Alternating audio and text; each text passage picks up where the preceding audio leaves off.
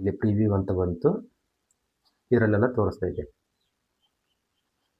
ಇದನ್ನು ಕ್ಲೋಸ್ ಮಾಡ್ತೀನಿ. ಈಗ ಕ್ಲೋಸ್ ಮಾಡಿ ಆನ್ಲೈನ್ ಪೇಮೆಂಟ್ ಅಂತ ಇದೆಯಲ್ಲ, ಈ ಆನ್ಲೈನ್ ಪೇಮೆಂಟನ್ನು ಕ್ಲಿಕ್ ಮಾಡ್ತೀನಿ.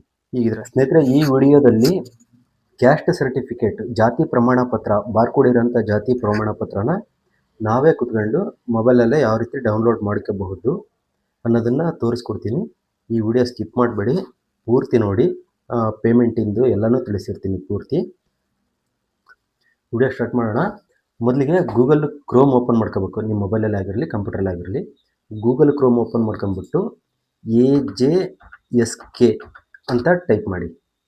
AJSK ಅಂತಂದರೆ ಅಟಲ್ಜಿ ಜನಸ್ನೇಹಿ ಕೇಂದ್ರ ಅಂತ. ಇದರಲ್ಲಿ ನಾಡ ಕಚೇರಿ ಅಂತ ಬರುತ್ತೆ ನೋಡಿ. ಈ ನಾಡ ಕಚೇರಿಗೆ ಲಾಗಿನ್ ಆದಾಗ ಮೊಬೈಲ್ ನಂಬರ್ ಕೇಳುತ್ತೆ. ಮೊಬೈಲ್ ನಂಬರ್ ಹಾಕಿದ್ದೀನಿ. OTP ಕೇಳುತ್ತೆ. OTP ಬಂದಿದೆ. ಈಗ OTP ಎಂಟ್ರಿ ಮಾಡ್ತೀನಿ ನೋಡಿ. 358107. ಕ್ಯಾಪ್ಚಾರ್ನ ಹಾಕ್ತೀನಿ, 9972. ಈಗ ಲಾಗಿನ್ ಅಂತ ಕೊಡ್ತೀನಿ ನೋಡಿ. ಈಗ ಇಲ್ಲಿ ಇಂಗ್ಲೀಷಲ್ಲೂ ಒಂದ್ಸರಿ ತೋರಿಸ್ತೀನಿ ನೋಡಿ. ಪ್ರಿಂಟ್ ಸರ್ಟಿಫಿಕೇಟು ರೀಪ್ರಿಂಟ್ ಅಂತಿದೆ, ಮತ್ತು ಇಲ್ಲಿ ನ್ಯೂ ರಿಕ್ವೆಸ್ಟ್ ಇವೆಲ್ಲ ಇದ್ದಾವೆ. ಈಗ ಸದ್ಯ ನಾನು ರೀಪ್ರಿಂಟಿಂದು ನಮ್ಮ ಹತ್ರ ಆಲ್ರೆಡಿ RD ನಂಬರ್ ಇರೋಂಥದ್ದು. ಈಗ ಅದನ್ನು ಯಾವ ರೀತಿ ಪ್ರಿಂಟ್ ತಗೊಳ್ಳೋದು ಅಂತ ತಿಳಿಸ್ಕೊಡ್ತೀನಿ. ಇಲ್ಲಿ ರೀಪ್ರಿಂಟ್ಗೆ ಅಂತ ಹೋಗ್ಬಿಟ್ಟು RD ನಂಬರ್ ಕೇಳ್ತಾ ಇದೆ, RD ನಂಬರ್ ಹಾಕ್ತೀನಿ. ಗೆಟ್ ಅಂತ ಕೊಟ್ಟಿಗೆ ಅದರದ್ದು ಡೀಟೇಲ್ಸ್ ಬರುತ್ತೆ. ಹೌದು ಇದೆ ಕನ್ಫರ್ಮ್ ಅನ್ನೋದು ನಮಗೆ ಅನ್ನಿಸಿದಾಗ ಇಲ್ಲಿ ರೆಡಿ ಬಟನ್ಗೆ ಕ್ಲಿಕ್ ಮಾಡಿದರೆ ಇಲ್ಲೊಂದ್ಸರಿ ಪ್ರಿವ್ಯೂ ಅಂತ ಬರುತ್ತೆ ನೋಡಿ. ಇಲ್ಲಿ ಪ್ರಿವ್ಯೂ ಅಂತ ಬಂತು, ಇದರಲ್ಲೆಲ್ಲ ತೋರಿಸ್ತಾ ಇದೆ. ಇದನ್ನು ಕ್ಲೋಸ್ ಮಾಡ್ತೀನಿ. ಈಗ ಕ್ಲೋಸ್ ಮಾಡಿ ಆನ್ಲೈನ್ ಪೇಮೆಂಟ್ ಅಂತ ಇದೆಯಲ್ಲ, ಈ ಆನ್ಲೈನ್ ಪೇಮೆಂಟನ್ನು ಕ್ಲಿಕ್ ಮಾಡ್ತೀನಿ. ಈಗ ಇದರಲ್ಲಿ ಕೇಳುತ್ತೆ ಅಮೌಂಟು 40 ರೂಪಾಯಿ.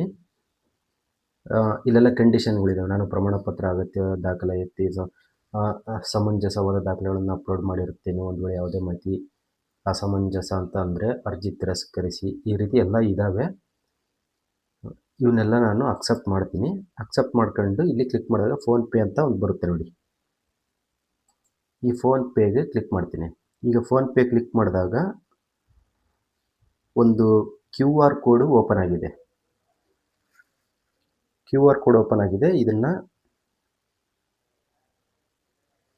ಈಗ ನಾನು ಸ್ಕ್ಯಾನ್ ಮಾಡಬೇಕು. ಸ್ಕ್ಯಾನ್ ಮಾಡಿ ಪೇಮೆಂಟ್ ಮಾಡಬೇಕು.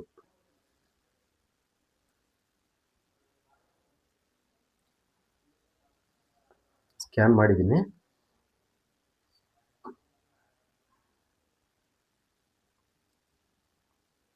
ಈಗ ಪೇಮೆಂಟ್ ಮಾಡ್ತೀನಿ.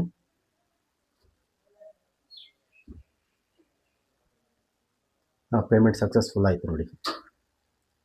ಪೇಮೆಂಟ್ ಸಕ್ಸಸ್ಫುಲ್ ಆಗೈತೆ. 40 ರೂಪಾಯಿ ಅಮೌಂಟು ಡಿಡಕ್ಟ್ ಆಗೈತೆ.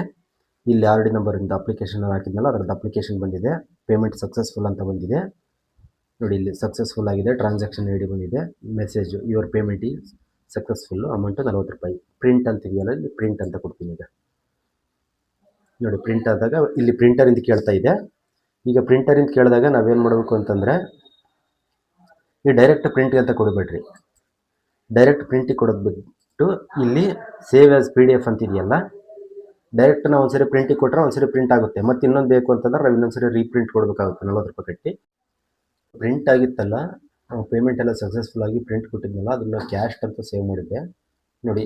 ಇಲ್ಲಿ ಕಾಣ್ತಿದೆ ಕರ್ಸರ್ ಇಟ್ಟಿದ್ದೀನಲ್ಲ, ಈ ಕ್ಯಾಸ್ಟ್ ಅಂತಿದೆ ನೋಡಿ, ಡೌನ್ಲೋಡ್ ಆಗಿರೋದು.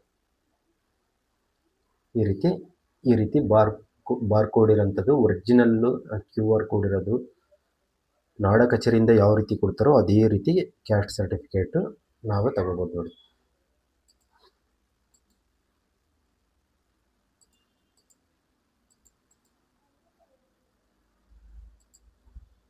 ನೋಡಿ